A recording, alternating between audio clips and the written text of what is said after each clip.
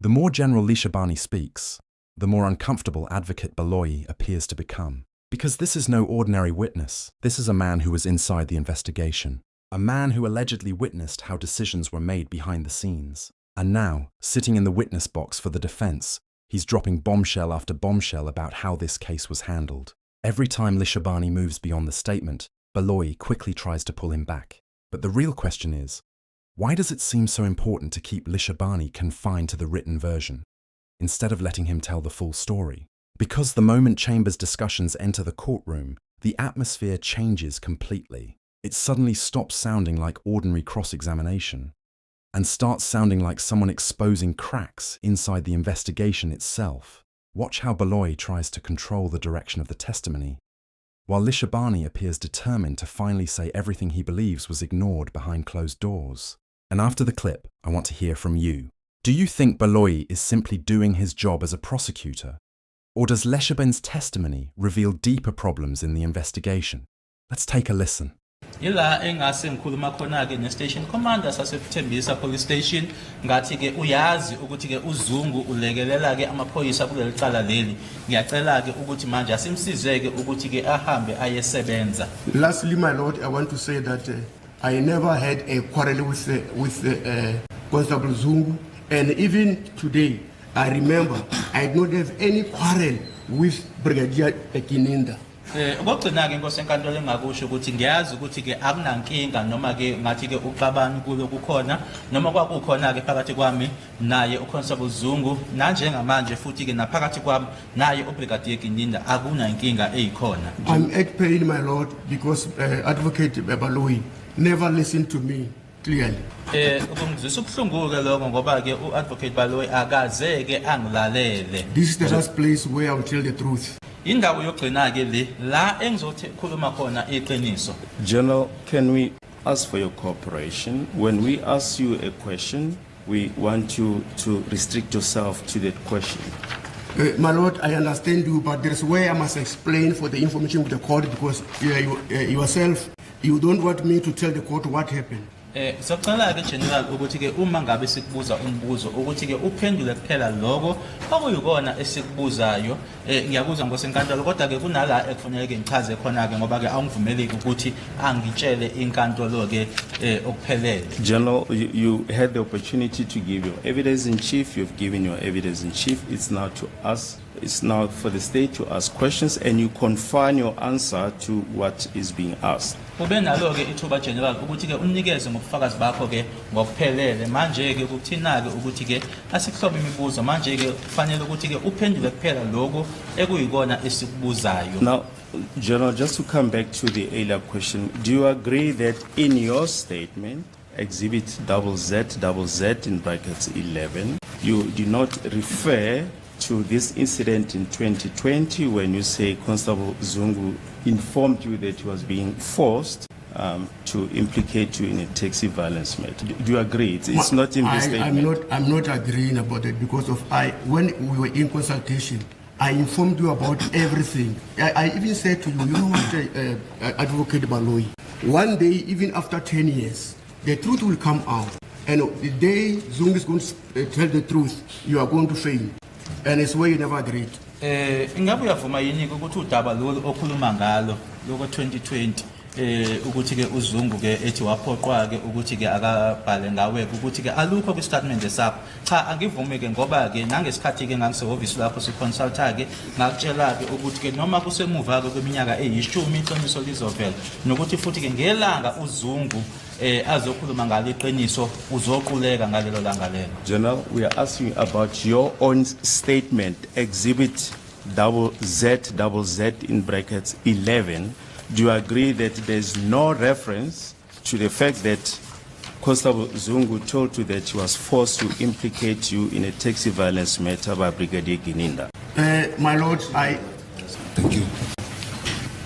My colleague Advocate Baloyi has been referring to State versus Mafadati, so I think the same line of question refers to that question, because the fact that the witness does not mention any aspect in his statement does not mean that when he raises that in his evidence, either under cross-examination or in his evidence in chief, that did not occur. But in order, I'm saying that it refers to the very same case that Advocate Baloyi has been referring to when the defense was asking questions to the witnesses. Thank you. Manot, with the greatest of respect, we differ. I think my learned friend is misreading the case. All that we are asking, General, is does he agree that that fact is not in his statement? It's a simple matter of yes, it is in the statement, or it's not in the statement. That's all that we are asking the witness. My Lord, thank you, my Lord. The issue is that I agree that I did not write this in the statement. If you can allow me to finish this. Ngiyavuma ukuthi ke udaba lo longibuza ngalo angilibhalanga la ku statement sami. Remember when Gininda came to take the statement from me, Khumbula ukuthi ngesikhathi uGininda eza kumina ezothatha sona noma ezobhala sona istatement lesi he did not tell me about the statement of Zungu. akangitshelanga noma akazange angitshele ngestatement sika Zungu. It's me who told him that, no, you know what, because why?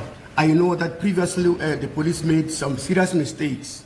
Imina kwamtshela ngoba ngathi ke ngiyazi ke ngoba kwenzeka ke kwisikhathi esendluleke kunala khona ke amaphoyisa enza iphutha ke noma ke amaphutha ekuyiwona. I told him that, no, even if I don't write in the statement here, but please take note that you, that this constable told me that you did force him to write statement.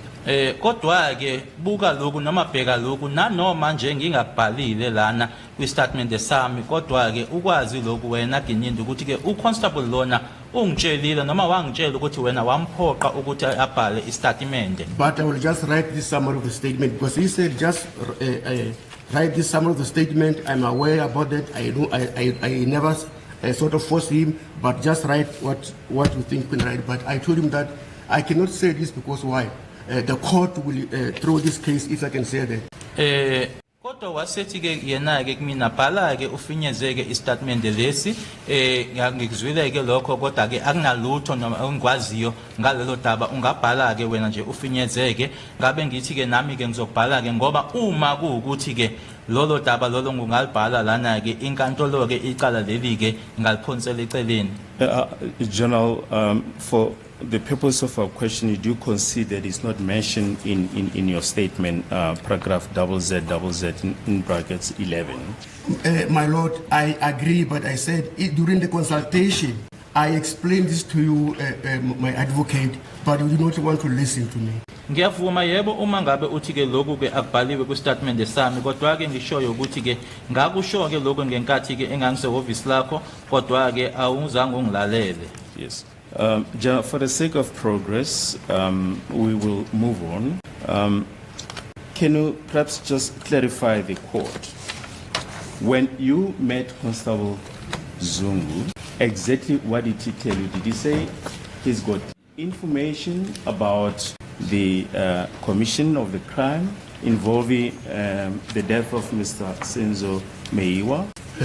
When? Can you tell me Yes. when?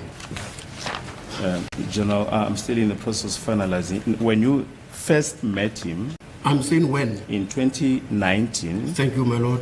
in 2019, did he say that he has information about the death of Senzo Meiwa and who might be involved, but that he does not have the details? Do you understand that?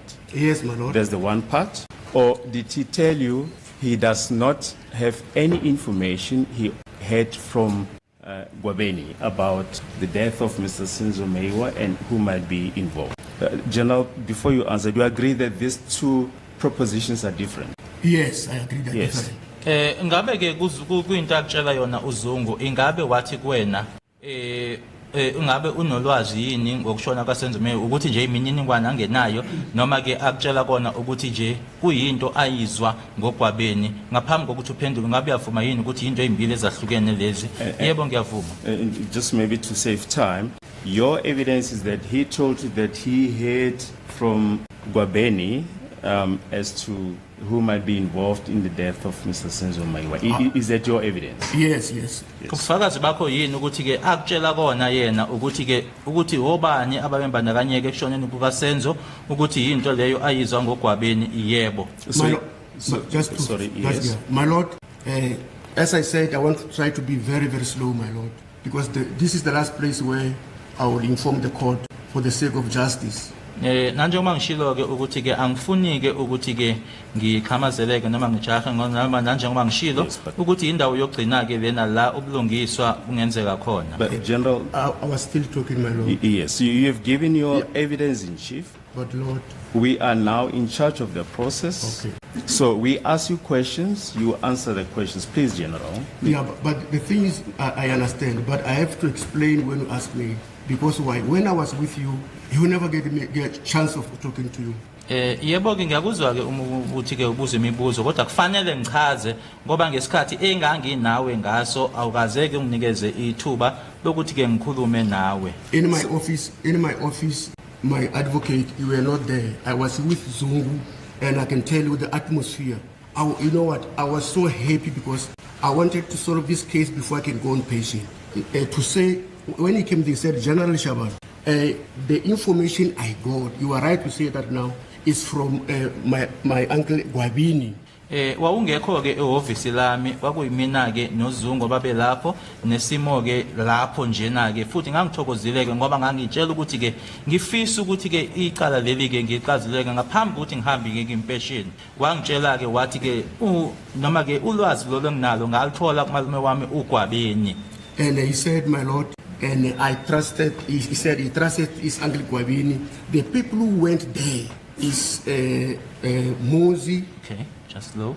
Wasethi kumina ke ngiyamthemba ke uncle sorry General. Uncle noma umalume noma ke ubaba omncane uGwabeni uthi ke abantu abaya lapho umuzi And also Ntanzi. kanye futhi ke noNtanzi. And they cannot lie. Futhi ngeke aqamba amanga.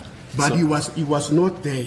Kodwa yena wayengekho lapho. Thank you, my Lord. Ngiyabonga Nkosi This is enkantolo. a simple question that you asked. If you answer the question, we could have been further down the cross-examination. So in other words, he said he himself does not have information as to who might be involved, but that what he was telling you he heard from Gwabeni. In other words, that Gwabeni was the source of the information. Thank you, my Lord. There you are, my Lord. Ngiyabonga ke ikona ke lokho akusho ukuthi yena ke ulwazi akanalo yena kodwa lokho akutshela kona kuyinto ayitshelwa uGwabeni. We just wish to refer you to your statement that you deposed on the 5th of October 2023 at 14:14, Exhibit ZZZZ in brackets 1, paragraph 4. Yes, my Lord. While I was performing my duties as a cluster commander, I did not participate in any investigations of the Senzo case. Around 2019, I was then approached by Constable Zungu. The constable told me that he has information about the suspects that entered the Kumalo's house and later shot Senzo Meiwa. He mentioned Moses Sibia and Tanzi from Rustenburg. And please listen to the next portion. He further mentioned Gwabeni, who knew more or had deep knowledge about this case. Do you understand that, General? Understand, my Lord. La afunda khona ke uadvocate kufundeka ngalendlela ngenza ke umsebenzi wami ke nanjenge cluster commander ngasiyona ke ingxenye kuphenyo lecala lika Senzo kwathi ke ngo2019 kweza kumina ke uConstable Zungu uConstable wangitshela ke ukuthi ke unolwazi analo mayelana nabasolwa abangena emzini wakwaKhumalo base kamuva ke bedubula uSenzo Meyiwa washo ke noma ke wachaza ke umuzi Sibiya kanye noNtanzi obuya eRustenburg noma waseRustenburg waseqhubeka ke esho futhi ke noma ke echaza uGwabeni okuyena ke owayenolwazi ke oluningi noma ke olujulile mayelana nalo icala leli. So what you're saying here, General, in your own statement, you're saying Constable Zungu said Gwabeni knew more or had deep knowledge about this case. Yes, it's what he told me, my Lord. Kusona istatement sakho lesi ke sibhaliwe noma uyasho wena ukuthi ke uGwabeni uyena owayazi kabanzi unolwazi olubanzi ngaleli cala leli yebo into angitshela yona leyo. And if you look at what is stated in line 4, the constable told me that he has information about the suspects that entered the Kumalo's house and later shot Senzo Meyiwa. So in other words, What you're saying is Constable Zungu told you that he has information about the suspects who were involved in the death of Sinzo Maiwa, but that Gwabeni has more information, more details about this case. Do you appreciate that, General? My Lord, thank you that you are articulating very clearly. Thank you for that. Lana This- yeah. sorry lana okubhaliwe lana ukuthi uyasho noma kubhaliwe kwistatement sakho ukuthi uZungu akutshela kona noma asho kuwena ukuthi ke unolwazi ngabasola abangena base bedubula kodwa ke umuntu onolwazi olujulile kuwuGwabeni. Yebo ngiyabonga ke ukuthi ukusho ngaleyo ndlela. As I told the court to say, when I wrote this statement, remember, I've already had the information, and I clearly wanted to know as to whether Zungu was part of that, because in my mind, I thought maybe even himself was part of this case. Ukhumbuleke uma ngibhala istatement lesi ngangisenginayo ke information noma phecelezi ke ulwazi ke kodwa ke manje mina ongangifuna ukukuthola ke ukuthi ke ingabe yena ke ngoba la kumina emqondweni kumina ngangithi nami uyingxenye kodwa ngangifuna ukuthola lokho ke na ke ukuthi ngabe waye khona yini. The same information you are talking about, my lord, to say about the information, is that he has information which he got from Gwabini, and that the same alleged is where myself and you and Gwabini we were fighting to say, you mustn't say alleged, you must say you had it from Zungu, not to say that you had it from Gwabini. Ngoba ke manje ke ila khona ke engitshela khona ku uZungu ukuthi ke lokho wakuzwa kuGwabeni. Manje ke lo dwaba ke kwaGwabeni lona ke udaba esasingazwani ngalo ngoba ke owawungitshela kona ukuthi cha angingasho ukuthi ke kwakuthiwa noma kakusolakala ukuthi angisho ukuthi ke kukanje ngingathi ukuthi ke kwakuyinsolo.